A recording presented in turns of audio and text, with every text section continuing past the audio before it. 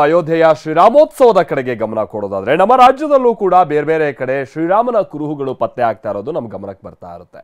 ಹೊನ್ನಾವರದ ಕಾಡಂಚಿನ ಪ್ರದೇಶದಲ್ಲೂ ರಾಮ ಲಕ್ಷ್ಮಣ ಸೀತೆ ತಂಗಿದ್ರು ಅನ್ನುವಂಥದ್ದು ಒಂದು ಮಾಹಿತಿ. ರಾವಣನ ವಧೆ ಮಾಡಿ ಅಯೋಧ್ಯೆಗೆ ಮರಳುವಾಗ ರಾಮ ಸೀತೆ ಹೊನ್ನಾವರದಲ್ಲಿ ತಂಗಿದ್ರು.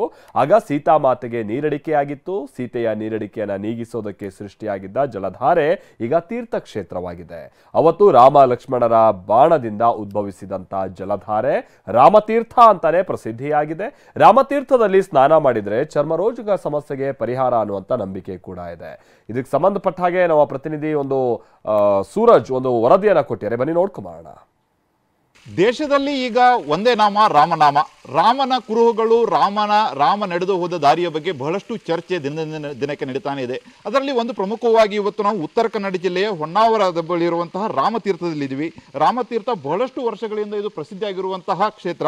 ಈ ತೀರ್ಥ ಉದ್ಭವಿಸಿದ ಹೇಗೆಂದರೆ ರಾವಣನ ವಧೆ ಮಾಡಿ ಸೀತಾಮಾತೆಯನ್ನ ಮರಳಿ ಅಯೋಧ್ಯೆಗೆ ಕರೆದುಕೊಂಡು ಹೋಗುವ ಸಂದರ್ಭದಲ್ಲಿ ಸೀತಾಮಾತೆಗೆ ನೀರಡಿಕೆ ಆಗುತ್ತೆ. ಆ ನೀರಡಿಕೆ ಆದ ಸಂದರ್ಭದಲ್ಲಿ ಸೀತಾಮಾತೆಯ ನೀರಡಿಕೆಯನ್ನು ನೀಗಿಸುವ ಇಚ್ಛೆಯಿಂದ ಮೊದಲು ಲಕ್ಷ್ಮಣ ಆ ಭೂಮಿಗೆ ಬಾಣನ ಹೊಡಿತಾನೆ. ಬಾಣನ ಹೊಡೆದಾಗ ಸ್ವಲ್ಪ ಮಟ್ಟಿಗೆ ಅಷ್ಟೇ ನೀರು ಹೊರಗಡೆ ಬರುತ್ತೆ. ಮತ್ತೆ ರಾಮ ಬಂದುಬಿಟ್ಟು ಇನ್ನೊಂದು ಬಾಣ ಹೊಡಿತಾನೆ.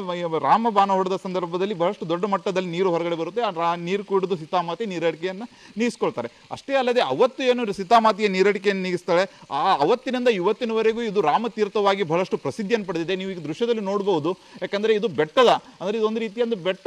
ಇದು ಆ ಸೈಡು ಪೂರ್ತಿಯಾಗಿ ನೆಲ ಇದೆ. ಇದು ನೀರು ಎಲ್ಲಿಂದ ಬರುತ್ತೆ, ಹೇಗೆ ಬರುತ್ತೆ ಎಂಬುದು ಇದುವರೆಗೂ ಯಾರಿಗೂ ಗೊತ್ತಾಗಿಲ್ಲ. ಇದ್ರ ಬಗ್ಗೆ ಬಹಳಷ್ಟು ಸಂಶೋಧನೆಗಳು ಸಹಿತ ಆಗಿದೆ. ಸಂಶೋಧನೆ ಆದರೂ ಸಹಿತ ನೀರು ಎಲ್ಲಿಂದ ಬರುತ್ತೆ ಮತ್ತೆ ಇದು ಬೇಸಿಗೆ ಎಷ್ಟೇ ಬರಗಾಲ ಬಂದರೂ ಸಹಿತ ನೀರಿನ ಮಟ್ಟ ಕಡಿಮೆ ಆಗುತ್ತೆ, ಆದರೂ ಪೂರ್ತಿ ಬಂದಾಗಿರುವುದು ಮಾತ್ರ ಪ್ರತೀತಿ ಇಲ್ಲ. ಹಾಗಾಗಿ ಇದು ಒಂದು ರೀತಿಯಾಗಿ ಪವಾಡ ಅಂತಲೇ ಹೇಳ್ಬೋದು. ಯಾಕಂದರೆ ನೀವು ದೃಶ್ಯದಲ್ಲಿ ನೋಡ್ಬೋದು, ಪೂರ್ತಿ ಬೆಟ್ಟ ಇದೆ. ಅಂದರೆ ಇದು ಬಹಳ ದೊಡ್ಡ ಮಟ್ಟದ ಬೆಟ್ಟ ಏನಲ್ಲ, ಒಂದು ಅಷ್ಟು ಅಂದರೆ ಬೆಟ್ಟದ ಮಧ್ಯದಿಂದಲೇ ನೀರು ಹೊರಬರುತ್ತಿರುವ ಹಿನ್ನೆಲೆಯಲ್ಲಿ ಇದು ಒಂದು ರೀತಿಯಿಂದ ಪವಾಡ ಅಂತಲೇ ಹೇಳ್ಬೋದು. ಅಷ್ಟೇ ಅಲ್ಲದೆ ಇಲ್ಲಿ ಸ್ನಾನ ಮಾಡುವುದರಿಂದ ಮಾನಸಿಕ ರೋಗಗಳು ಅಷ್ಟೇ ಅಲ್ಲದೆ ಚರ್ಮ ರೋಗಗಳು ಮತ್ತು ಮೈಕೈ ನೋವು ಸಹಿತ ಕಡಿಮೆ ಆಗುತ್ತೆ ಎಂಬುದು ಪ್ರತೀತಿ ಇದೆ. ಹಾಗಾಗಿ ಈ ರಾಮತೀರ್ಥ ಬಹಳಷ್ಟು ಪ್ರಸಿದ್ಧಿಯನ್ನು ಪಡೆದಿದೆ.